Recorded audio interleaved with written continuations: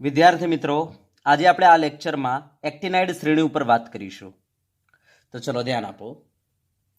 પહેલા તો એક્ટિનાઇડ શ્રેણી કહીશું કોને? તો એક્ટિનિયમ જે છે એના પછી આવેલા 14 તત્વો, થોરિયમથી લઈને લોરેન્શિયમ, એનો મતલબ પરમાણુ ક્રમાંક 90 થી લઈને 103. યસ, આનાથી બનતી જે શ્રેણી છે એને કહેવાય છે એક્ટિનોઇડ શ્રેણી. બરાબર? ચલો ધ્યાન આપજો. એક્ટિનોઇડ શ્રેણી કોને કહીશું? તો આપણે કહીશું એક્ટિનિયમ પછી, બરાબર, થોરિયમથી લઈને લોરેન્સિયમ સુધીના જે આ 14 તત્વો જે છે એનાથી બનતી આ જે શ્રેણી છે, જેનો પરમાણુ ક્રમાંક 90 છે, 90 થી 103. યસ, એનાથી બનતી જે આ શ્રેણી છે, આ શ્રેણીને કહેવાય છે એક્ટિનાઇડ શ્રેણી.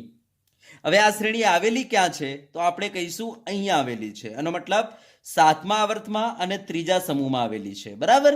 તો ચલો લખી દઈએ. ધ્યાન આપજો. આખી શ્રેણી કયા સમૂહમાં આવેલી છે? 3જા સમૂહમાં. બરાબર? અને 7મા આવર્તમાં આવેલી છે. યસ, અને એની સાથે સાથે એક્ટિનિયમ તત્વ પણ અહીંયા આવેલું છે. બરાબર? પણ એક્ટિનિયમ તત્વને આપણે એક્ટિનાઇડ શ્રેણીમાં નહીં ગણીએ. તો એક્ટિનિયમ તત્વ તો ડી વિભાગનું જ છે. બરાબર? યસ, એક્ટિનિયમ પછી આવેલા થોરિયમથી લઈને લોરેન્સિયમ સુધીના તત્વો એને કહેવાય છે એક્ટિનાઇડ શ્રેણી. બરાબર? હવે ધ્યાન આપજો. આ એક્ટિનિયમના જે ગુણધર્મો છે એ આપણી એક્ટિનાઇડ શ્રેણી જે છે એને મળતા આવે છે. માટે જ્યારે આપણે એક્ટિનાઇડ શ્રેણીની વાત કરીશું ત્યારે એક્ટિનિયમને સાથે લઈને આપણે વાત કરીશું. બરાબર? પણ દિમાગમાં એક વસ્તુ ફિટ રાખજો કે એક્ટિનિયમ જે છે એ એફ વિભાગનું તત્વ નથી, એક્ટિનાઇડ શ્રેણીનું તત્વ નથી. બરાબર? આ દિમાગમાં ફિટ રાખજો. તો ચલો આપણે અહીંયા પોઝિશન બતાવી દઈએ. તો ક્યાં આવેલી છે? તો આપણે કહીશું સમૂહ ત્રીજામાં. બરાબર? તો બધા જ તત્વો થોરિયમથી લઈને લોરેન્સિયમ સમૂહ ત્રીજામાં આવેલા છે અને આવર્ત 7માં આવેલા છે. બરાબર? યસ, અને ધ્યાન આપજો, આ જે શ્રેણી છે એમાં જે તત્વો આવેલા છે થોરિયમથી લઈને લોરેન્શિયમ, બરાબર, આ બધા તત્વોમાં છેલ્લું ઇલેક્ટ્રોન જે ભરાય છે 5f કક્ષકમાં ભરાય છે. કઈ કક્ષક? 5f કક્ષકમાં ભરાય છે. માટે આ શ્રેણીને એનો મતલબ કે થોરિયમથી લોરેન્સિયમથી જે શ્રેણી રચાઈ છે, બરાબર, આ શ્રેણીને આપણે કહીશું 5f શ્રેણી. તો ધ્યાન આપજો, એક્ટિનાઇડ શ્રેણીને આપણે બીજા કયા નામથી ઓળખીશું? 5f શ્રેણીના નામથી પણ ઓળખી શકીએ. બરાબર? યસ, અને આપણે, તમને ખબર છે, એફ વિભાગના જે તત્વો છે એને આપણે આંતર સંક્રાંતિ તત્વો કહીએ છીએ, અને એમાં પહેલી શ્રેણી આપણી લેન્થેનોઇડ હતી અને બીજી શ્રેણી એક્ટિનોઇડ છે. માટે આપણે આ શ્રેણીને કહીશું બીજી આંતર સંક્રાંતિ શ્રેણી. શું કહીશું? બીજી આંતર સંક્રાંતિ શ્રેણી કહીશું. યસ, હા, આમાંથી ધ્યાન આપજો, જે છેલ્લું તત્વ છે લોરેન્સિયમ એને બાદ કરતા. બરાબર? કારણ કે તમને ખબર છે આંતર સંક્રાંતિ તત્વ એને કહેવાય કે જેના અંદર એફ કક્ષક કેવી હોય, બરાબર, એની શક્ય ઓક્સિડેશન અવસ્થા કે એની પછી ભૂમિ અવસ્થાની ઇલેક્ટ્રોન રચના, બંનેમાંથી ગમે તે એકમાં પણ એફ કક્ષક અપૂર્ણ હોય એને કહેવાય છે આંતર સંક્રાંતિ તત્વ. તો લોરેન્શિયમમાં કેવું છે?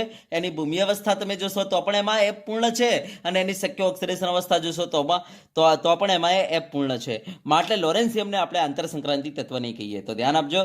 બરાબર? આને બીજી આંતર સંક્રાંતિ શ્રેણી પણ કહેવાય છે, પણ લોરેન્સિયમને છોડીને. બરાબર? ચલો, ક્લિયર છે? યસ, હવે ધ્યાન આપજો, આ જે તત્વો છે એમની ઓક્સિડેશન અવસ્થાઓ જે છે એ તમને કઈ જોવા મળશે? તો +3 જોવા મળશે બધાની. યસ, આ ઉપરાંત કેટલાકની તમને +4 જોવા મળશે, કેટલાકની +5 જોવા મળશે, કેટલાકની +6, કેટલાકની +7. તો ધ્યાન આપજો, આ +7 સુધીની ઓક્સિડેશન અવસ્થાઓ શો કરે છે +3 થી લઈને. યસ, આમાં સ્થાયી તમને આ જોવા મળશે +3. તો સેમ લેન્થેનોઇડની જેમ અહીંયા પણ સ્થાયી ઓક્સિડેશન અવસ્થા +3 તમને જોવા મળશે. તો આ મેં તમને એક્ટિનાઇડ શ્રેણીની વાત કરી લીધી. બરાબર? ચલો, હવે આના અંદર જે તત્વો આવેલા છે એની વાત કરી લઈએ. તો થોરિયમથી લઈને લોરેન્શિયમની આપણે વાત કરી લઈએ. બરાબર? હા, હવે ધ્યાન આપજો, હું આમાં એક્ટિનિયમને પણ નાખી દઈશ. બરાબર? તો ટોટલ 15 તત્વો લખવાનો છું. પણ ધ્યાન આપજો, એક્ટિનિયમ જે છે એ એક્ટિનોઇડ શ્રેણીનું તત્વ નથી. એ દિમાગમાં ફિટ કરી રાખજો. ચલો, બરાબર? તો ચલો હવે આપણે તમને તત્વો બતાવી દઈએ. બરાબર? 14 તત્વો, અને એની સાથે આ એક્ટિનિયમે લઈ લઈશું, એમ કરીને 15 તત્વોનું લિસ્ટ તમને આપી દઈએ. તો ચલો ધ્યાન આપો.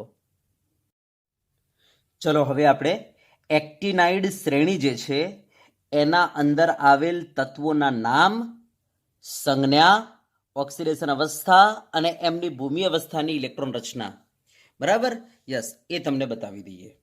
તો ચલો ધ્યાન આપો.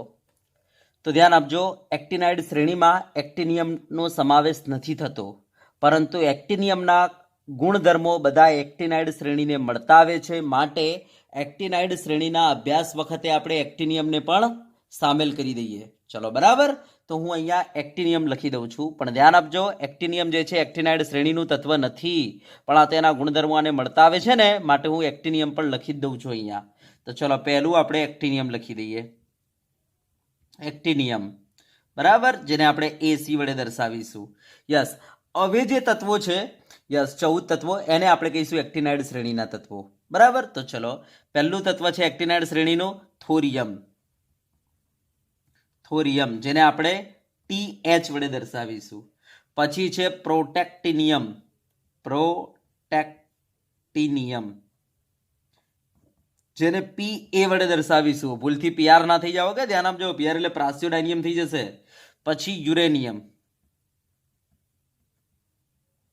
બરાબર, જેને આપણે U વડે દર્શાવીશું, U વડે. ચલો બરાબર, પછી આવશે નેપ્ચ્યુનિયમ. નેપ્ચ્યુનિયમ, જેને આપણે NP વડે દર્શાવીશું, નેપ્ચ્યુનિયમ. પછી આવશે પ્લુટોનિયમ. પ્લુટોનિયમ, બરાબર, જેને આપણે PU વડે દર્શાવીશું, પ્લુટોનિયમ. બરાબર, ધ્યાન આપજો, આ એટોમિક બોમ્બ બનાવવા માટે વપરાય છે પ્લુટોનિયમ. યસ, પછી આવશે અમેરિસિયમ. અમેરિસિયમ, જેને આપણે કહીશું AM વડે દર્શાવીશું. પછી આવશે કુરિયમ. બરાબર, જેને આપણે CM વડે દર્શાવીશું, કુરિયમ. પછી આવે છે બર્કેલિયમ. બર્કેલિયમ, જેને આપણે BK વડે દર્શાવીશું, બર્કેલિયમ, BK. બરાબર, પછી આવશે કેલિફોર્નિયમ. કેલિફોર્નિયમ, જેને આપણે CF વડે દર્શાવીશું, કેલિફોર્નિયમ. પછી આવશે આઇન્સ્ટાઈનના નામ પરથી આઇન્સ્ટેનિયમ. આઇન્સ્ટેનિયમ, આઇન્સ્ટેનિયમ, હો ને, આઇન્સ્ટેનિયમ. યસ, જેને આપણે ES વડે દર્શાવીશું, આઇન્સ્ટેનિયમને. પછી આવશે ફર્મિયમ. બરાબર, ફર્મિયમ, જેને આપણે FM વડે દર્શાવીશું. પછી આવશે મેન્ડેલેવિયમ. બરાબર, જેને આપણે MD વડે દર્શાવીશું, મેન્ડેલિવિયમ. બરાબર, હા. પછી આવશે નોબેલિયમ. નોબેલિયમ, નોબેલિયમ, જેને આપણે NO વડે દર્શાવીશું. ભૂલથી NB ના થઈ જાય કે, NB તો નિયોબિયમ થઈ જશે. તો નોબેલિયમ, NO. અને પછી આવશે છેલ્લું તત્વ લોરેન્શિયમ, જેને આપણે LR વડે દર્શાવીશું. ચલો બરાબર, તો આ મેં એક્ટિનિયમ પછીના 14 તત્વોનું લિસ્ટ આપી દીધું. બરાબર, યસ. હા, હવે ધ્યાન આપજો, આમાંથી જે પહેલા 3 તત્વો છે, થોરિયમ, પ્રોટેક્ટિનિયમ અને યુરેનિયમ, આ જે 3 તત્વો છે ને, આ 3 તત્વો કુદરતમાંથી મળે છે, માટે એને કુદરતી તત્વો કહીશું. અને બાકીના જે વધ્યા તત્વો એ માનવે બનાવેલા છે, માટે માનવ નિર્મિત કહીશું. તાના નીચે આપણે આ નોંધી દઈશું કે ભાઈ આમાં થોરિયમ, પ્રોટેક્ટિનિયમ અને યુરેનિયમ કુદરતી છે, જ્યારે બાકીના માનવ નિર્મિત છે. અને એક બીજી વસ્તુ ધ્યાન આપજો, આ બધા જ તત્વો, અને બધા જ થોરિયમથી લઈને લોરેન્સિયમ, બધા જ તત્વો રેડિયો સક્રિય છે. જ્યારે ખબર છે ને, ત્યાં લેન્થેનાઇડ શ્રેણી ખાલી PM જ રેડિયો સક્રિય હતો. યસ, તો આ બાબતને નોંધી લો. હવે જો આને યાદ રાખવાનો તરીકો શું છે, આ તત્વોને સિક્વન્સમાં કેવી રીતે યાદ રાખીશું, તો આપણે આ રીતના યાદ રાખીશું કે ભાઈ ટીપુ, બરાબર, એટલે P અને U, ટીપુ ને પૂછા, ટીપુને પૂછા. બરાબર, પછી AC બાર સે, ટીપુને પૂછા, AC બાર સે. પછી ફકીર મિયા ને લી રકમ, ફકીર મિયા ને લી રકમ. તો આ રીતના આપણે આને યાદ રાખીશું. બરાબર, યસ, તો આ યાદ રાખવાનો તરીકો છે. ચલો બરાબર, હા. હવે હું ઓક્સિડેશન અવસ્થાઓ લખી દઉં, ધ્યાન આપજો. પહેલું એક્ટિનિયમ, તારી ઓક્સિડેશન અવસ્થા +3 છે. પછી આવશે થોરિયમ, તારી ઓક્સિડેશન અવસ્થા +3 છે અને +4 છે. બરાબર, યસ, પણ ધ્યાન આપજો, આ થોરિયમ જે છે એની સ્થાયી ઓક્સિડેશન અવસ્થા +4 છે, તો +3 બહુ અસ્થાયી છે, માટે ન લખીએ તો એ ચાલે. તો ધ્યાન આપજો, થોરિયમ જે છે એની +4 ઓક્સિડેશન અવસ્થા સ્થાયી છે, તો થોરિયમ પાસે એમ સમજો તો એ ચાલે, +3 ઓક્સિડેશન અવસ્થા છે જ નહીં. બરાબર, તો આ વસ્તુ ધ્યાન આપજો. ચલો પછી પ્રોટેક્ટિનિયમ, તો આને +3 +4 અને +5 એમ 3 ઓક્સિડેશન અવસ્થાઓ છે. બરાબર, હવે ધીરે ધીરે એક વધારતા જ જવાનું. ચલો પછી આવશે યુરેનિયમ, તો +3 +4 +5 અને +6. બરાબર, આ ઓક્સિડેશન અવસ્થાઓ છે કોની? યુરેનિયમની. ચલો પછી નેપ્ચ્યુનિયમ, તો ફરીથી એક વધારો, +3 +4 +5 +6 અને +7. યસ, આ છે નેપ્ચ્યુનિયમની ઓક્સિડેશન અવસ્થાઓ. ચલો પ્લુટોનિયમ, તો સેમ +3 +4 +5 બરાબર +6 અને +7. તો આ છે પ્લુટોનિયમની ઓક્સિડેશન અવસ્થાઓ. ચલો પછી છે અમેરિશિયમ, ધ્યાન આપજો, અમેરિશિયમ, તો આ +3 +4 +5 +6 એક ઘટાડવાની, અમેરિશિયમની ઓછી છે, એક ઘટાડી દો અમેરિશિયમ. ચલો પછી કુરિયમ, તો ધ્યાન આપજો, કુરિયમની માત્ર +3 અને +4 જ છે. બરાબર, ચલો પછી બર્કેલિયમ, તો એની બે જ માત્ર +3 અને +4 જ. યસ, અને બાકીના તત્વોની જે છે +3 બધાની, +3 +3 +3 +3 તો આ ભૂમિ આ બધી ઓક્સિડેશન અવસ્થાઓ પૂરી થઈ ગઈ આપણી. ચલો બરાબર, યસ. ચલો હવે આપણે એમની ઇલેક્ટ્રોન રચનાઓની વાત કરી લઈએ. તો ભૂમિ અવસ્થાની ઇલેક્ટ્રોન રચનાઓ બતાવીશું અહીંયા. ચલો તો ધ્યાન આપજો, પહેલા તો એક્ટિનિયમ બોલો, એટોમિક નંબર 89 છે, તો 89 કેવી રીતના ભરીશું? તો પહેલા રેડોન લખી દો એટલે 86 થઈ ગયું. પછી 7s2 કરી દો એટલે 86 ને 2 89, 86 ને 2 કેટલા થઈ જશે? યસ, 86 ને 2 88 થઈ ગયા, 88. અને હવે શું આવશે 88 પછી? બરાબર, 7s પછી આવશે 5f. શું આવશે? 5f. તો 5f1 એટલે આ થઈ ગયું આપણું 89. તો એક્ટિનિયમની ઇલેક્ટ્રોન રચના બરાબર આઉબાઉ પાવલી અને હુણ નિયમ પ્રમાણે 7s2 5f1 હોય. ચલો બરાબર. હા, એ રીતના થોરિયમની ઇલેક્ટ્રોન રચના પણ શું હશે? તો ધ્યાન આપજો, રેડોન 7s2 5f2, કારણ કે થોરિયમ 90 નંબરનો છે એટલે 5f2. આ રીતના એફમાં ભરતા જઈશું આપણે. તો રેડોન, નેક્સ્ટ પ્રોટેક્ટિનિયમ, તો 7s2 5f3. બરાબર, યસ, તો પ્રોટેક્ટિનિયમ રેડોન 7s2 5f3 થઈ જશે. ચાલો યુરેનિયમ શું થાય? તો રેડોન 7s2 અને 5f4, તો આ યુરેનિયમ થઈ ગયું. ચલો એના પછી નેપ્ચ્યુનિયમ, તો રેડોન 7s2 5f5, ખબર પડી ગઈ આઉબાઉ પાવલી અને હુંડ પ્રમાણે. ચલો પ્લુટોનિયમ, તો રેડોન 7s2 અને 5f6. ચલો અમેરિશિયમ, તો રેડોન 7s2 અને 5f7. ચલો એના પછી કુરિયમ, તો રેડોન 7s2 5f8. ચલો બર્કેલિયમ, તો રેડોન 7s2 5f9. ચલો પછી કેલિફોર્નિયમ, ચલો રેડોન 7s2 5f10. ચલો આઇન્સ્ટેનિયમ, તો રેડોન 7s2 5f11. ચલો ફર્મિયમ, તો રેડોન 7s2 5f12. ચલો મેન્ડેલિવિયમ, તો રેડોન 7s2 5f13. ચલો પછી નોબેલિયમ, તો રેડોન 7s2 5f14. ચલો પછી લોરેન્શિયમ, તો રેડોન 7s2 5f14 અને 5f પછી શું આવશે? હવે 6d1, કારણ કે મારે બરાબર આના અંદર કેટલા ઇલેક્ટ્રોન ભરવાના છે? આ 14 ભરી ગયા, હજુ એક ભરવાનો બાકી, માટે આપણે 6d નો સહારો લઈશું. તો આ બધી ઇલેક્ટ્રોન રચનાઓ આઉબાઉ પાવલી અને હુંડ પ્રમાણે થવી જોઈએ. હવે જ્યારે એક્સપેરિમેન્ટ કર્યો ત્યારે ખબર પડી હતી કે એક્ટિનિયમ અપવાદ નીકળ્યો હતો. બરાબર, થોરિયમ પણ અપવાદ નીકળ્યો હતો. થોરિયમમાં બે ઇલેક્ટ્રોન ટ્રાન્સફર થઈ ગયા હતા. બરાબર, 5f પછી જે આવતી 6d ઇલેક્ટ્રોન રચના છે એમાં. પ્રોટેક્ટિનિયમ પણ અપવાદ નીકળ્યો હતો, યુરેનિયમ પણ અપવાદ નીકળ્યો અને નેપ્ચ્યુનિયમ પણ અપવાદ નીકળ્યો. બરાબર, અને બીજો એક અપવાદ હતો કઈ જગ્યાએ? કુરિયમ, કુરિયમ ક્યાં છે? યસ, આ રહ્યું કુરિયમ અપવાદ હતો.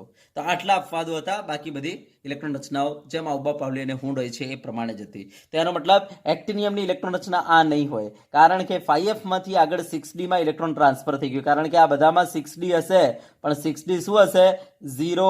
બરાબર, આ બધામાં 6d તો છે જ, પણ 6d તમારે શું સમજવી પડે? 6d 0 સમજવી પડે. બરાબર, 6d 0 હોવાથી આપણે લખતા નથી. બરાબર, 6d 0 હોવાથી આપણે લખતા નથી. તો ધ્યાન આપજો, આ ઇલેક્ટ્રોન રચના જે છે જ્યારે એક્સપેરિમેન્ટ કર્યો તો આવી નથી. આ 5f માંથી એક ઇલેક્ટ્રોન 6d માં ટ્રાન્સફર થઈ ગયો હતો, તો આની ઇલેક્ટ્રોન રચના કંઈક આવી હતી. રેડોન 7s2 5f0 અને 6d1 આવી ઇલેક્ટ્રોન રચના જોવા મળી હતી. બરાબર, યસ. તો જ્યારે એક ઇલેક્ટ્રોન અહીંયાથી અહીંયા ટ્રાન્સફર થશે એટલે 5f0 થઈ જાય અને 6d1 થાય. ચલો, થોરિયમની ઇલેક્ટ્રોન રચના જ્યારે એક્સપેરિમેન્ટ કર્યો ત્યારે આવી નથી. એમાં આ બે ઇલેક્ટ્રોનનું ટ્રાન્સફર થઈ ગયું હતું 6d માં, જેના કારણે મેં 2 અંડરલાઈનો કરી છે યાદ રાખવા માટે.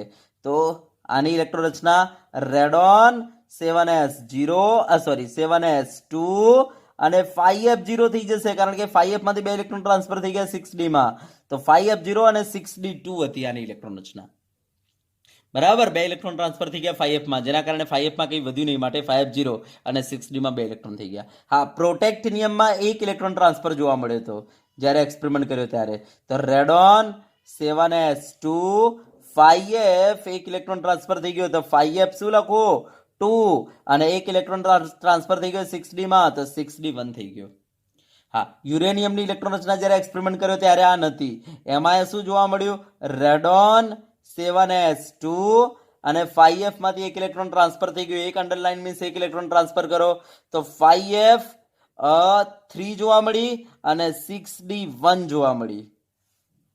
બરાબર, હા. નેપ્ચ્યુનિયમની ઇલેક્ટ્રોન રચના એમાં આ નથી.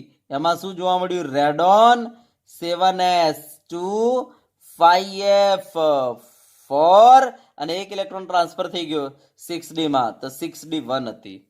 બરાબર, યસ. પ્લુટોનિયમ સેમ, અમેરિશિયમ સેમ નીકળી, પણ કુરિયમમાં એ કંઈક આવું જ થયું કે ઇલેક્ટ્રોન રચના આ નથી. કઈ હતી? તો રેડોન 7s2 5f, આમાંથી 1 ઇલેક્ટ્રોન આમાં ટ્રાન્સફર થઈ ગયો, તો 5f7 6d1 આ ઇલેક્ટ્રોન રચના હતી. અને આવું કેમ થયું હશે? કારણ કે ભાઈ f ની સ્ટેબિલિટી માટે, કારણ કે f half field more stable હોય છે ને, એટલા માટે. યસ, તો આવી ઇલેક્ટ્રોન રચનાઓ એમને જોવા મળી. ચલો, ક્લિયર છે? યસ, ચલો, બરાબર. હા, હવે એક વસ્તુ ધ્યાન આપજો, અહીંયા જેટલા પણ તત્વો છે થોરિયમથી લઈને લોરેન્સિયમ, આ બધા રેડિયો સક્રિય છે, દિમાગમાં ફિટ કરી લેજો. બરાબર, બધા રેડિયો સક્રિય છે. અને આમના અર્ધાયુષ્ય સમય જે છે ને, એમાં જે શરૂઆતના તત્વો જે છે એમના લાંબા છે, અને જે નીચેના તત્વો જે છે એમના અર્ધાયુષ્ય સમય બહુ જ નાના છે. બરાબર, 1 મિનિટથી લઈને 3 આપણે કહીશું 1 દિવસથી લઈને 3 મિનિટ સુધીના છે. 1 દિવસથી લઈને 3 મિનિટ સુધીના છે. જેમ કે લોરેન્સિયમનો અર્ધાયુષ્ય સમય માત્ર 3 મિનિટનો છે. લોરેન્સિયમનો અર્ધાયુષ્ય સમય માત્ર 3 જ મિનિટનો છે. તો શરૂઆતના જે તત્વો છે એના અર્ધાયુષ્ય સમય મોટા છે, અને પછી પાછળના જે તત્વો છે એમના અર્ધાયુષ્ય સમય બહુ નાના છે. 1 દિવસથી લઈને 3 મિનિટ સુધીના છે. એમાં લોરેન્સિયમ જે છે એનો માત્ર 3 મિનિટનો અર્ધાયુષ્ય સમય છે. ચલો, બરાબર. તો આટલી વસ્તુ નોંધીને રાખજો. ચલો, હવે આપણે આના ગુણધર્મો પર વાત કરીશું. ચલો, બરાબર. યસ. તો ચલો, હવે આપણે ગુણધર્મો પર વાત કરીએ. તો ચલો, એના અંદર પહેલા પરમાણવીય કદ. તો જો અહીંયા લેન્થેનાઇડ શ્રેણીની જેમ જ તમે ડાબેથી જમણે જશો ને, તો અહીંયા પણ કદમાં ઘટાડો થાય છે. તમે ડાબેથી જમણે જશો ને, તો અહીંયા પણ કદમાં શું થાય છે? ઘટાડો તમને જોવા મળશે. યસ. અને આ જે ઘટાડો છે એને જ આપણે કહીશું એક્ટિનોઇડ સંકોચન. ત્યાં ખબર છે આપણે ઘટાડાને શું કહેતા હતા? લેન્થેનોઇડ સંકોચન. સેમ એ રીતના અહીંયા આ ઘટાડાને શું કહીશું? એક્ટિનોઇડ સંકોચન. હા, હવે ધ્યાન આપજો, લેન્થેનોઇડ શ્રેણીમાં કંઈક આ ટાઈપનો ઘટાડો થતો હતો. બરાબર, ધ્યાનથી જોજો. બરાબર, કંઈક આ ટાઈપનો ઘટાડો થતો હતો.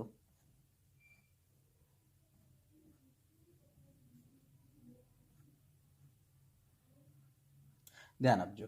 તો હવે મને બતાવજો કે અહીંયા જે ઘટાડો થાય છે એ ઘટાડામાં અને આ ઘટાડામાં ફરક શું છે? તો આપણે કહીશું સાહેબ અહીંયા જે ઘટાડો થઈ રહેલો છે બહુ ઓછો છે, જ્યારે અહીંયા જુઓ આ કેવડું મોટું છે ને આ કેવડું નાનું થઈ ગયું, અને જો આના કરતાં આ કેટલું નાનું થઈ ગયું, બહુ નાનું થઈ ગયું. તો અહીંયા જે ઘટાડો છે એ બહુ મોટો છે, જ્યારે અહીંયા જે ઘટાડો છે બહુ નાનો છે. તો આ ફરક છે.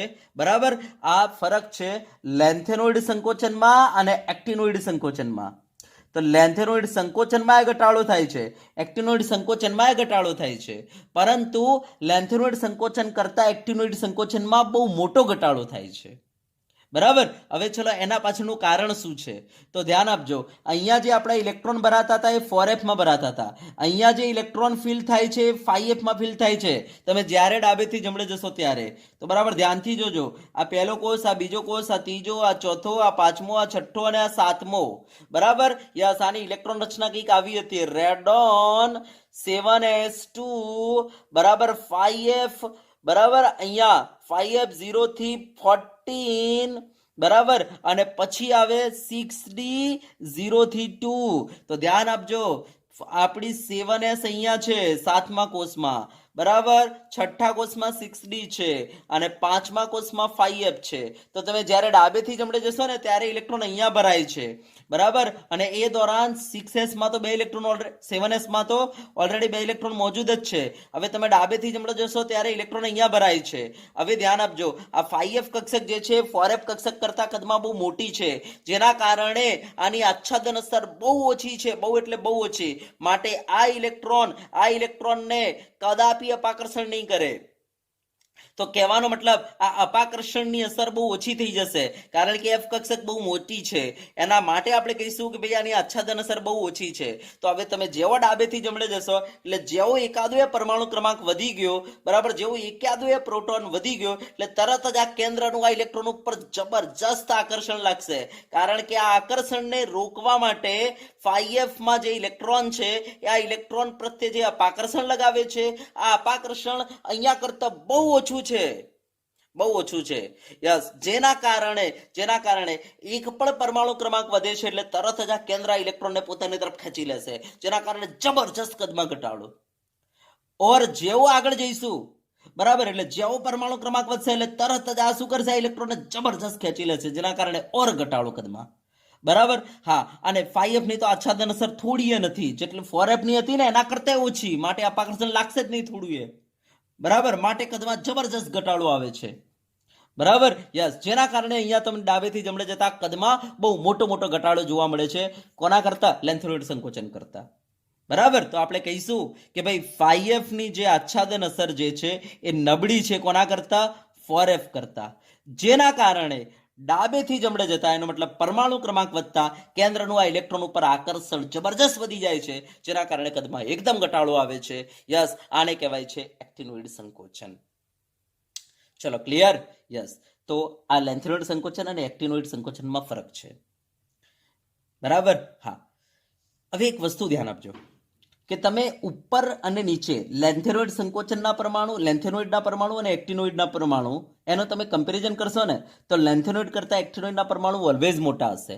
લેન્થેનોઇડ કરતા એક્ટિનોઇડના પરમાણુ જો મોટા હશે કદમાં, લેન્થેનોઇડ કરતા એક્ટિનોઇડના પરમાણુ કદમાં હંમેશા મોટા હશે. તો આ તો દિમાગમાં ફિટ રાખજો કે લેન્થેનોઇડ કરતા એક્ટિનોઇડના પરમાણુ મોટા જ હોય છે, પણ ડાબેથી જમણે જતા, બરાબર, જે ઘટાડો આવે છે ખૂબ જ વધારે આવે છે કોના અંદર? એક્ટિનોઇડ સંકોચનમાં, એક્ટિનોઇડ શ્રેણીમાં. જેના કારણે એક્ટિનોઇડ શ્રેણીના જે તત્વો હશે એમના કદમાં બહુ મોટો તફાવત તમને જોવા મળશે. જુઓ કેવડો મોટો ને કેવડો નાનો, જો કેવડો મોટો ને કેવડો નાનો. જ્યારે અહીંયા તમને કદ લગભગ સરખા જોવા મળશે, જ્યારે અહીંયા કદમાં, બરાબર, નજીકના તમે તત્વોના કદ જોશો તો એ તમને બહુ મોટો તફાવત જોવા મળશે. તો આપણે કહીશું કે ભાઈ આમના તત્વોના કદ, બરાબર, માં ડિફરન્સ બહુ મોટો છે, જેના કારણે આમના ગુણધર્મોમાં તમને બહુ જ વેરિએશન જોવા મળશે, જ્યારે આમના ગુણધર્મો લગભગ સરખા હતા. જ્યારે આમના ગુણધર્મોમાં, આમના બંધારણમાં તમને બહુ જ મોટો વેરિએશન જોવા મળશે. એનું કારણ એ છે કે કદમાં મોટો તફાવત. બરાબર, તો ધ્યાન આપજો, એક્ટિનોઇડ શ્રેણીના અંદર ડાબેથી જમણે જતા કદમાં બહુ જ વધારે ઘટાડો થાય છે, જેના કારણે એમના કદમાં બહુ મોટો તમને તફાવત જોવા મળશે. બરાબર, અને આવું જ વલણ તમને એક્ટિનોઇડ શ્રેણીના જે ત્રિધન વિભારિત જે આયનો હશે એમાં પણ તમને જોવા મળશે આવું જ વલણ. બરાબર, તમે ડાબેથી જમણે જશો ને તો એમાં પણ કદમાં તમને ઘટાડો જોવા મળશે. બરાબર, તો યાદ રાખજો An+3 આયનોમાં પણ આવું જ વલણ જોવા મળે છે. તો આ થઈ ગયું આપણું પરમાણવીય કદ. ચલો બરાબર, યસ. ચલો હવે આપણે બંધારણ બતાવી દઈએ. બરાબર, તો ચલો બંધારણમાં મને બતાવો બધાનું બંધારણ સેમ હશે? તો આપણે કહીશું ના, બધાનું બંધારણ અલગ અલગ હશે. કેમ અલગ અલગ? કારણ કે એમના કદમાં બહુ મોટો તફાવત છે, કદમાં બહુ મોટો ડિફરન્સ છે, જેના કારણે આનું બંધારણ ને આનું બંધારણ કાઢશો તો અલગ આવશે, આનું બંધારણ કાઢશો તો અલગ આવશે. તો બંધારણમાં આપણે લખી દઈશું બરાબર કે ભાઈ એમના બંધારણમાં બહુ મોટો તફાવત હશે, કારણ કે કદમાં બહુ મોટો તફાવત છે એટલા માટે. તો આપણે લખીશું કે આ શ્રેણીમાં આવેલા તત્વો જે છે ભિન્ન બંધારણ ધરાવે છે, ભિન્ન બંધારણ ધરાવે છે, જેનું કારણ શું છે? કદમાં મોટો તફાવત. તો ચલો અહીંયા બંધારણ કરીને ગુણધર્મ લખી દઈએ.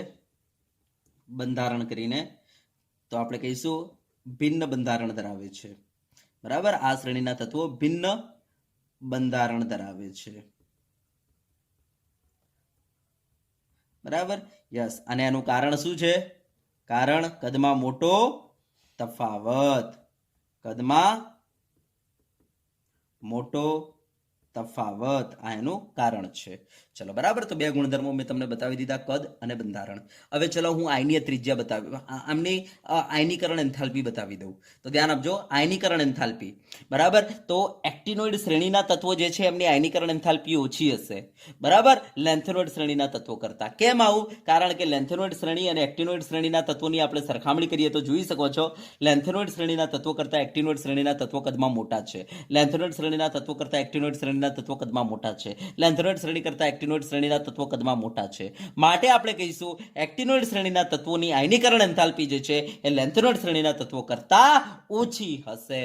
બરાબર, તો ધ્યાન આપજો, આયનીકરણ એન્થાલ્પી કરીને આપણે પોઈન્ટ લખી દઈશું કે ભાઈ લેન્થેનોઇડ શ્રેણીના તત્વો કરતા એક્ટિનોઇડ શ્રેણીના તત્વોની આયનીકરણ એન્થાલ્પી કેવી છે?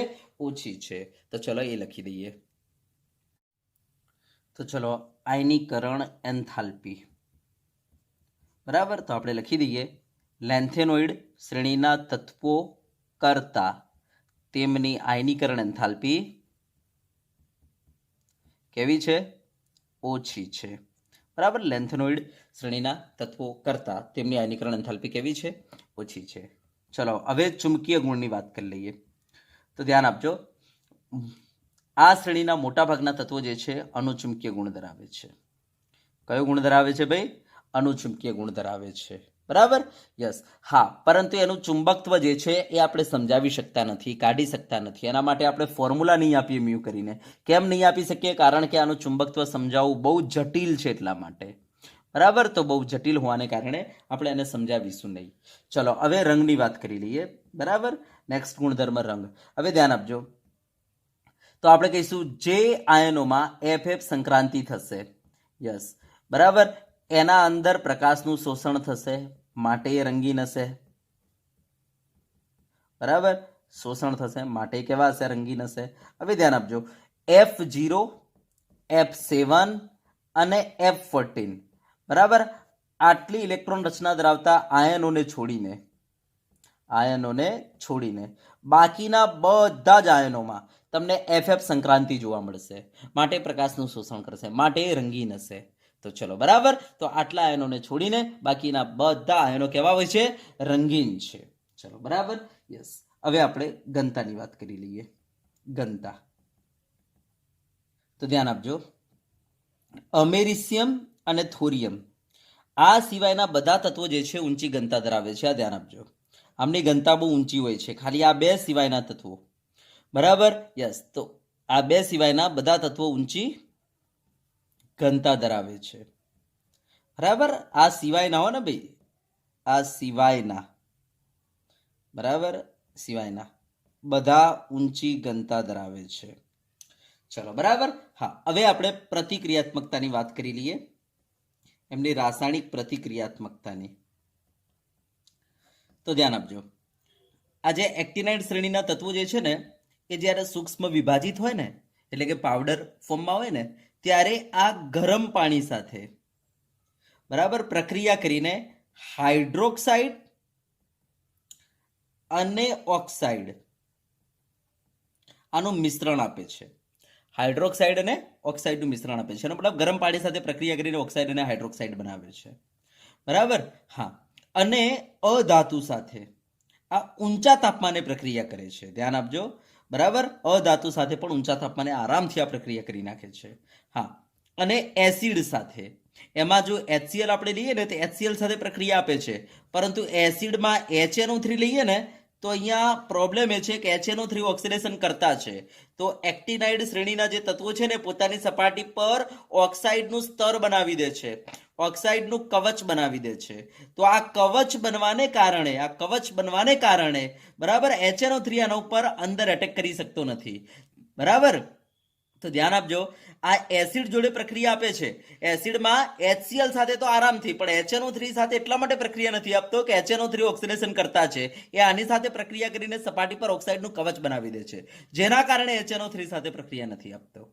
હા, અને આ જે છે બેઝ સાથે પ્રક્રિયા નથી આપતા, આલ્કલી સાથે આ પ્રક્રિયા આપતા નથી.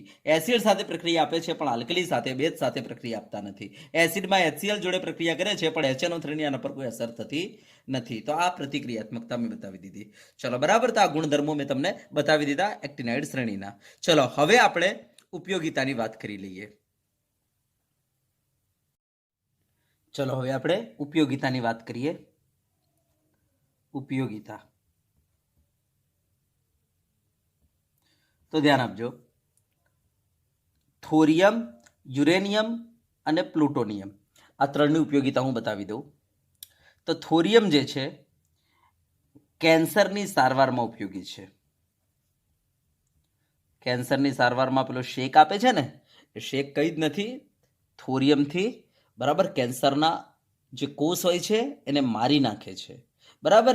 એને કહેવાય છે શેક આપ્યો, એમ. તો કહેવાનો મતલબ થોરિયમની સારવારમાં આનો ઉપયોગ કરવામાં આવે છે. અને એટમિક રિએક્ટરમાં આનો ઉપયોગ થાય છે. ચલો, યુરેનિયમનો ઉપયોગ ક્યાં છે? તો કેન્દ્રીય બળતણ તરીકે આનો ઉપયોગ કરવામાં આવે છે. કેન્દ્રીય બળતણ તરીકે યુરેનિયમનો ઉપયોગ કરવામાં આવે છે, ન્યુક્લિયર ફ્યુલ તરીકે, કેન્દ્રીય બળતણ તરીકે. અને પ્લુટોનિયમનો ઉપયોગ ક્યાં છે? તો એટમિક બોમ્બ બનાવવા માટે, બરાબર. તો ધ્યાન આપજો, એટમિક બોમ્બ બનાવવા માટે પ્લુટોનિયમનો ઉપયોગ કરવામાં આવે છે. અને આનો ઉપયોગ એટમિક રિએક્ટરમાં પણ થાય છે. એટમિક રિએક્ટરમાં પણ થાય છે. તો આ મેં તમને ઉપયોગિતા બતાવી દીધી. ચલો, બરાબર. યસ. તો આ સાથે આપણો અહીંયા એક્ટિનાઇડ શ્રેણી પૂર્ણ થાય છે. ચલો, હવે આપણે સરખામણી કરી લઈએ એક્ટિનાઇડ શ્રેણી અને લેન્થેનાઇડ શ્રેણીની. ચલો, બરાબર. તો ચલો આપણે સરખામણી કરી લઈએ એક્ટિનાઇડ શ્રેણી અને લેન્થેનાઇડ શ્રેણીની. ચલો, હવે આપણે લેન્થેનાઇડ અને એક્ટિનાઇડની સરખામણી કરી લઈએ. તો ધ્યાન આપજો, પહેલા આપણે ઓક્સિડેશન અવસ્થાની સરખામણી કરીએ. તો આ શ્રેણીના જે તત્વો છે એ +3 ઓક્સિડેશન અવસ્થા દર્શાવે છે. આ ઉપરાંત કેટલાક તત્વો +2 અને +4 આવી ઓક્સિડેશન અવસ્થાઓ પણ દર્શાવે છે.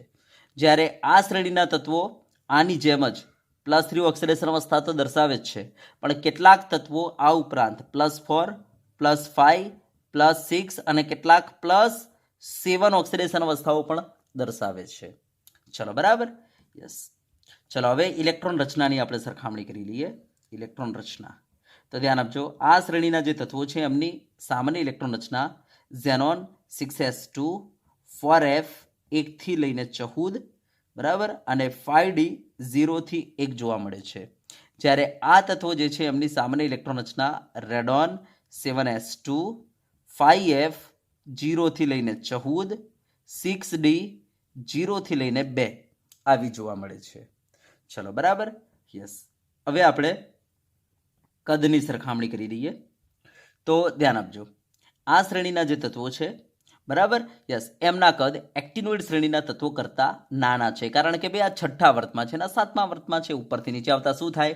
કદમાં તમને ખબર છે, વધારો થાય. તો લખી દેવાનું કે ભાઈ એક્ટિનોઇડ શ્રેણી જે છે, બરાબર, ના તત્વો કરતા કદ નાના છે, બરાબર. યસ. અને અહીંયા આપણે જો જોઈએ તો આપણે લખી શકીએ લેન્થેનોઇડ શ્રેણીના તત્વોના કદ કરતા આ કેવા હશે? મોટા છે, બરાબર. તો આ કદ થઈ ગયું. ચલો હવે ધ્યાન આપજો, તમે અહીંયા ડાબેથી જમણે જશો ને તો જે કદમાં જે ઘટાડો થાય છે એ બહુ ઓછો થશે, જેને આપણે લેન્થેનોઇડ સંકોચન કહીએ છીએ. અહીંયા તમે ડાબેથી જમણો જશો ને તો કદમાં ઘટાડો થશે જ આની જેમ, જેને આપણે એક્ટિનોઇડ સંકોચન કહીએ છીએ. પણ અહીંયા બહુ મોટો હશે તો અહીંયા કદમાં બરાબર ઓછો તફાવત તમને જોવા મળશે. બરાબર, અહીંયા કદમાં તમને બહુ મોટો તફાવત જોવા મળશે. ડાબેથી જમણે જતા કદમાં મોટો તફાવત જોવા મળશે. યસ. હવે આયનીકરણ એન્થાલ્પીની આપણે કમ્પેરિઝન કરીએ તો તમને ખબર છે કે ભાઈ આમના કદ કેવા છે? નાના છે. જો નાના હશે તો આમની આયનીકરણ એન્થાલ્પી કેવી હશે? વધુ. અને આમની આયનીકરણ એન્થાલ્પી કેવી હશે? કદ મોટા છે માટે આમની કમ્પેરિઝનમાં આમની આયનીકરણ એન્થાલ્પી કેવી હશે? ઓછી હશે. ચલો, જો ધાતુ ગુણની આપણે કમ્પેરિઝન કરીએ તો આમના કદ કેવા છે? નાના છે માટે આમના પાસે ધાતુ ગુણ ઓછો હશે. યસ. અને આમના કદ મોટા છે માટે ધાતુ ગુણ વધુ હશે. સિમ્પલ. ચલો હવે આમના ઓક્સાઇડ અને હાઇડ્રોક્સાઇડ જે છે, બરાબર, ઓક્સાઇડ અને જે હાઇડ્રોક્સાઇડ છે એમની બેઝિકતાની વાત કરી લઈએ. હાઇડ્રોક્સાઇડની બેઝિકતાની વાત કરી લઈએ તો ધ્યાન આપજો, આમની પાસે ધાતુ ગુણ ઓછો છે માટે આમની બેઝિકતા કેવી હશે? ઓછી. અને આમની પાસે ધાતુ ગુણ વધારે છે માટે આમની બેઝિકતા કેવી હશે? આમના કરતા આમના ઓક્સાઇડ અને હાઇડ્રોક્સાઇડની બેઝિકતા વધુ તમને જોવા મળશે. હવે જો ચુંબકીય ગુણની આપણે સરખામણી કરીએ. આમની ચુંબકીય ગુણ, તો આમનો ચુંબકીય ગુણ જે છે સરળતાથી સમજાવી શકાય છે. બરાબર, આપણે તમને સૂત્ર પણ આપ્યું હતું. બરાબર, યસ, હે ને, mu equal to under root 4s કાઉન્સમાં s+1 plus l કાઉન્સમાં l+1. હા, પણ આનું કોઈ સૂત્ર નહોતું આપ્યું. કેમ? કારણ કે આમનો ચુંબકીય ગુણ સમજાવો બહુ જટિલ છે. બરાબર, બહુ જટિલ છે, જ્યારે આમનો ચુંબકીય ગુણ બહુ સરળતાથી સમજાવી શકાય છે.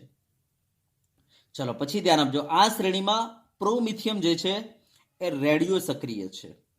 બરાબર, જ્યારે અહીંયા બધા જ રેડિયો સક્રિય છે. ધ્યાન આપજો, બધા જ કેવા છે? રેડિયો સક્રિય છે. બરાબર, યસ. હવે ધ્યાન આપજો, પ્રોમિથિયમ જ એકમાત્ર શું છે? માનવ નિર્મિત.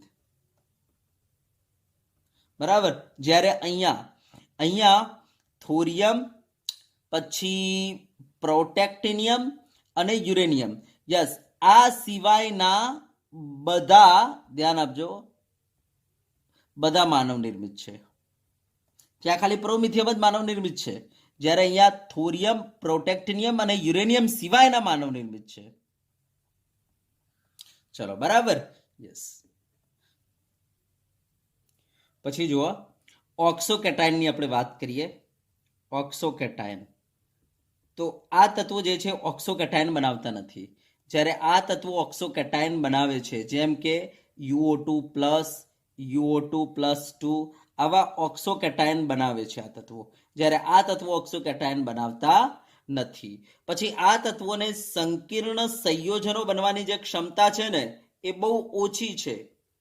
સંકીર્ણ સંયોજન બનવાની ક્ષમતા જે છે એ કેવી છે? ઓછી છે. જ્યારે આ તત્વો જે છે એમની સંકીર્ણ સંયોજનો બનવાની ક્ષમતા જે છે ને એ વધુ છે. ધ્યાન આપજો, વધુ છે. જ્યારે આ તત્વોની સંકીર્ણ સંયોજનો બનવાની ક્ષમતા ઓછી છે. હા, અને ધ્યાન આપજો, આ જો આપણે આના બંધારણની વાત કરીએ, આમના બંધારણની, તો લગભગ બધાના બંધારણ સરખા હશે, બધાના ગુણધર્મો લગભગ સરખા આવે છે, કારણ કે કદમાં બહુ મોટો તફાવત નથી. જ્યારે આમના તત્વો જે છે એમના કદમાં બહુ મોટો તફાવત છે, જેના કારણે આમના બંધારણ તમે જોશો ને બધાના અલગ પડશે, બધાના ગુણધર્મો જોશો તો અલગ પડે છે. બરાબર, તો ધ્યાન આપજો, આમના બંધારણ કેવા છે? બધાના લગભગ સમાન. જ્યારે આમના બંધારણ તમે જોશો ને તો બધાના બંધારણ કેવા પડશે? તો બંધારણ ભિન્ન પડશે. બરાબર, ગુણધર્મો ભિન્ન પડે છે, કારણ કે પેલા કદમાં બહુ મોટો તફાવત છે ને એટલા માટે. તો આ રીતના આપણે લેન્થેનોઇડ અને એક્ટિનોઇડ શ્રેણી જે છે એમની સરખામણી કરી શકીએ. ચલો, ક્લિયર? યસ. હા, હવે આપણે આ જે ડી અને એફ વિભાગ જે આપણે ચલાયો, બરાબર, એના અનુપ્રયોગોની વાત કરી લઈએ, એની એપ્લિકેશનની વાત કરી લઈએ. તો આ આખા ચેપ્ટરની શું ઉપયોગિતા રહેલી છે, શું એપ્લિકેશન રહેલી છે ડી અને એફ વિભાગના તત્વોની, ચલો એની વાત કરી લઈએ. ચલો બરાબર, તો આપણો છેલ્લો ટોપિક રહેશે આ ચેપ્ટરનો. તો ચલો ધ્યાન આપો.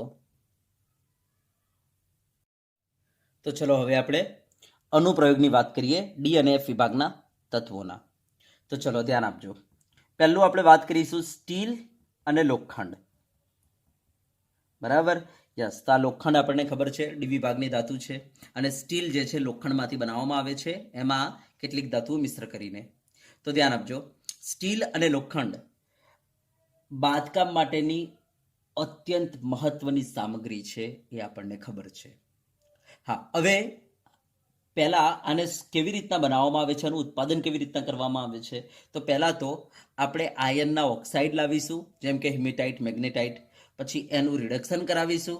રિડક્શન કરાયા પછી એમાંથી અશુદ્ધિઓ દૂર કરીશું, અને પછી એના અંદર આપણે કાર્બનનું તથા ક્રોમિયમ, મેંગેનીઝ, નિકલ જેવી ધાતુઓનું આપણે ઉમેરણ કરીશું. બરાબર, યસ. એનું મિશ્રણીકરણ કરીશું, અને આ સ્ટીલ અને લોખંડ બની જશે. તો આ રીતના આપણે ડી અને એફ વિભાગના તત્વોનો અનુપ્રયોગ આપણે કહી શકીએ કે આ પહેલો અનુપ્રયોગ. ચલો બરાબર, યસ. બીજો અનુપ્રયોગ કયો છે ધ્યાન આપજો. તો આપણે કહીશું TiO. બરાબર, આ વર્ણક તરીકે ઉપયોગી છે. તમે જુઓ, ટેબ્લેટ લાવશો ને તમે મેડિકલ સ્ટોરમાંથી, જે લાલ કલરની ટેબ્લેટ હશે, એમાં તમે જોજો પાછળ તમે જોશો ને, વાંચશો ને, તો એક્સિપિયન્ટ કરીને લખેલું હશે, એમાં TiO લખેલું હશે. બરાબર, તો કહેવાનો મતલબ એ વર્ણક તરીકે ઉપયોગી છે, રંગ તરીકે ઉપયોગી છે TiO. અને એ શું છે? તો ટિટેનિયમનો ઓક્સાઇડ છે. જો ટિટેનિયમ એટલે ડી વિભાગનું તત્વ. પછી આપણે તમને સૂકો કોઝ ભણાવ્યો હતો, કદાચ યાદ હોય તો. એમાં આપણે ખબર છે ગ્રેફાઇટ જે વિદ્યુત ધ્રુવ લીધો હતો, એની આસપાસ અહીંયા MnO2 નો પાવડર ભર્યો હતો. યસ, તો તમે જોઈ શકો છો MnO2 જે છે એનો ઉપયોગ ક્યાં થાય છે? સૂકા કોષમાં. બરાબર, અને આ મેંગેનીઝ શું છે? તો ડી વિભાગનું તત્વ છે. બરાબર, પછી આ જ રીતના ધ્યાન આપજો, બેટરીના અંદર આપણે નિકલ, કેડમિયમ, બરાબર, પછી ઝિંક, આવા વિદ્યુત ધ્રુવનો આપણે ઉપયોગ કરીએ છીએ. યાદ કરો, નિકલ, કેડમિયમ સંગ્રાહક કોષની આપણે વાત કરી હતી. તો જો ત્યાં નિકલ, કેડમિયમ અને ઝિંક આવી ધાતુઓનો આપણે ઉપયોગ ક્યાં કર્યો હતો? તો વિદ્યુત ધ્રુવ તરીકે કર્યો હતો. તો આ રીતના આપણે કહી શકીએ ડી વિભાગની જે ધાતુઓ છે, બરાબર, યસ, એનો ઉપયોગ ક્યાં થાય છે? તો વિદ્યુત ધ્રુવોના અંદર, બેટરીમાં આપણે કહી શકીએ. બરાબર, યસ. તો આ એમના અનુપ્રયોગો થઈ ગયા. ચલો, ક્લિયર? યસ. ચલો હવે ધ્યાન આપજો. ધ્યાન આપજો, આપણે કહીશું કે ભાઈ સમૂહ 11ની જે ધાતુઓ છે, સમૂહ 11ની જે ધાતુઓ છે, ધ્યાન આપજો.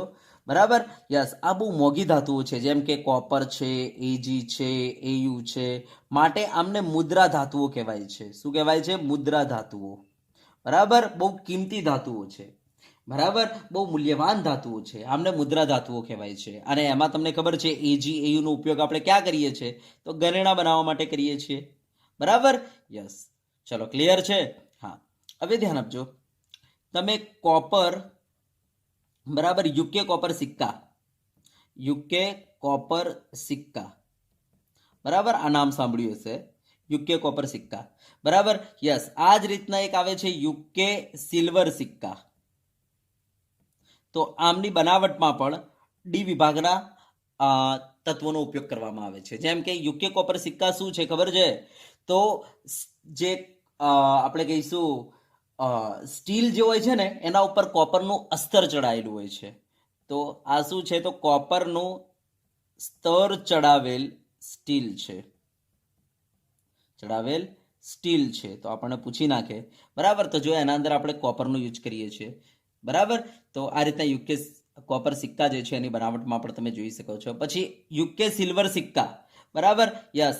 આ જે છે ને એ ઝિંક અને નિકલ આની મિશ્ર ધાતુ છે. બરાબર, યસ. અને આનો જે ચળકાટ હોય છે સિલ્વર જેવું છે, માટે આને કહેવાય છે યુકે સિલ્વર સિક્કા. બરાબર, તો આમની બનાવટમાં પણ તમે જોઈ શકો છો ડી વિભાગના તત્વોનો કંઈક ને કંઈક રોલ છે. બરાબર, પછી ફોટોગ્રાફી આખું જે ઉદ્યોગ છે, ફોટોગ્રાફી ઉદ્યોગ, ફોટોગ્રાફી ઉદ્યોગ, બરાબર, ધ્યાન આપજો. આખો ફોટોગ્રાફી ઉદ્યોગ AGBR ઉપર આધારિત છે. કારણ કે AGBR પાસે સંવેદનશીલતાનો, બરાબર, ગુણ છે, પ્રકાશ સંવેદનશીલતાનો ગુણ છે. બરાબર, પ્રકાશ સંવેદનશીલતાનો ગુણ રહેલો છે. બરાબર, જો તમે AGBR નું અસ્તર ચડાવેલી પ્લેટ ઉપર તમે પ્રકાશ ફેંકો ને, તો તરત જ એ પ્રકાશની છબી ઉપસી આવે છે. બરાબર, જેના કારણે આપણે ફોટો પાડી શકીએ. તો આખો ફોટોગ્રાફી ઉદ્યોગ જે છે એ AGBR ના પ્રકાશ સંવેદનશીલતાના ગુણધર્મો ઉપર આધારિત છે. બરાબર. પછી આમનો ધ્યાન આપજો, પછી આનો ઉપયોગ છે ઉદ્દીપક તરીકે. બરાબર. ઘણી બધી પ્રક્રિયાઓના અંદર બરાબર ડી અને એફ વિભાગના જે તત્વો છે એ અથવા એમના સંયોજનોનો ઉપયોગ ક્યાં થાય છે? ઉદ્દીપક તરીકે થાય છે. જો હું તમને એક્ઝામ્પલ આપું કે ભાઈ હેબર વિધિ આપણે ભણાવી દીધેલી છે. બરાબર. યસ, હેબર વિધિ. અને આપણે આગળ ચેપ્ટર નંબર 7 અંદર પણ આને ભણાવીશું. તો હેબર વિધિ જે એમોનિયાના પ્રોડક્શન માટે વપરાય છે, આના અંદર તમને ખબર હશે આપણે એફી ઉદ્દીપક તરીકે વાપરીએ છીએ. તો જો એફી શું છે? ડી વિભાગનું તત્વ છે. પછી H2SO4 ના નિર્માણ માટેની જે સંપર્ક વિધિ છે, આ સંપર્ક વિધિના અંદર આપણે V2O5 ઉદ્દીપક વાપરીએ છીએ. તે શું છે? વેનેડિયમનું જો સંયોજન છે. સમજ્યા વાત ને? એ વેનેડિયમનું સંયોજન છે. પછી હાઇડ્રોજનીકરણ પ્રક્રિયાના અંદર બરાબર નિકલ વાપરવામાં આવે છે. તો નિકલ પણ શું છે? ઉદ્દીપક તરીકે. તો નિકલ પણ શું છે? ડી વિભાગનું તત્વ છે. તો આ ચરબીના હાઇડ્રોજનીકરણ પ્રક્રિયામાં આપણે કહી શકીએ નિકલ વાપરી શકીએ ઉદ્દીપક તરીકે. ચલો, બરાબર. યસ. પછી જો પોલિથીનના ઉત્પાદનમાં Ziegler Natta very very most IMP MCQS Ziegler Natta ઉદ્દીપક વપરાય છે. અને આ શું છે? તો AlCH3 થ્રાઇસ પ્લસ TiCl4 આનું મિશ્રણ છે. ધ્યાન આપજો. જિગલર નાટા ચેપ્ટર નંબર 15 ના અંદર પોલિમરના અંદર તમને ખબર પડશે. તો પોલિથીનના ઉત્પાદનમાં જિગલર નાટા ઉદ્દીપક વાપરવામાં આવે છે. અને એ પણ શું છે? તો જો આ ટિટેનિયમનું સંયોજન, તો આપણે કહી શકીએ ડી વિભાગનું તત્વ. બરાબર. પછી ધ્યાન આપજો વાકર પ્રક્રમમાં. બરાબર. અને વાકર પ્રક્રમ શું છે? તો ઇથાઇનનું ઓક્સિડેશન કરીને એમાં ઇથેનોલ મેળવવામાં આવે છે. બરાબર. તો આ જે વાકર પ્રક્રમ છે એના અંદર આપણે PDCl2 વાપરીએ છીએ. તો જો આ પેલેડિયમ શું છે? ઉદ્દીપક શું વાપરીએ છીએ? PDCl2. તો પેલેડિયમ શું છે? તો આપણે કહી શકીએ કે ભાઈ અહીંયા પેલેડિયમનું સંકીર્ણ વપરાય છે ઉદ્દીપક તરીકે. ચલો, પછી ધ્યાન આપજો બેન્ઝીન અને આવા અન્ય કાર્બનિક સંયોજનો જે છે એના પોલિમરાઇઝેશનમાં તથા આલ્કાઇન સંયોજનના પોલિમરાઇઝેશનમાં. બરાબર. તો આલ્કાઇન સંયોજનો અને બેન્ઝીન જેવા અન્ય કાર્બનિક સંયોજનો જે છે એના પોલિમરાઇઝેશનમાં નિકલ સંકીર્ણોનો ઉપયોગ કરવામાં આવે છે. કોનો? નિકલ સંકીર્ણોનો ઉપયોગ કરવામાં આવે છે. અને નિકલ શું છે? ડી વિભાગનું તત્વ છે. તો નિકલ સંકીર્ણોનો ઉપયોગ ઉદ્દીપક તરીકે કરવામાં આવે છે. બરાબર. તો આ બધા આપણે અનુપ્રયોગો તમને બતાવી દીધા. ચલો, ક્લિયર છે? યસ. તો અમે 6 અનુપ્રયોગો બતાવી દીધા. ચલો, બરાબર. 6 પોઈન્ટ લખીને. ચલો, ઓકે. યસ. તો વિદ્યાર્થી મિત્રો, આ ચેપ્ટર અહીંયા આપણો પૂર્ણ થાય છે. હવે આપણે નવું ચેપ્ટર સ્ટાર્ટ કરીશું. બરાબર. તો વિદ્યાર્થી મિત્રો, આ લેક્ચરને આપણે અહીંયા સુધી રાખીશું.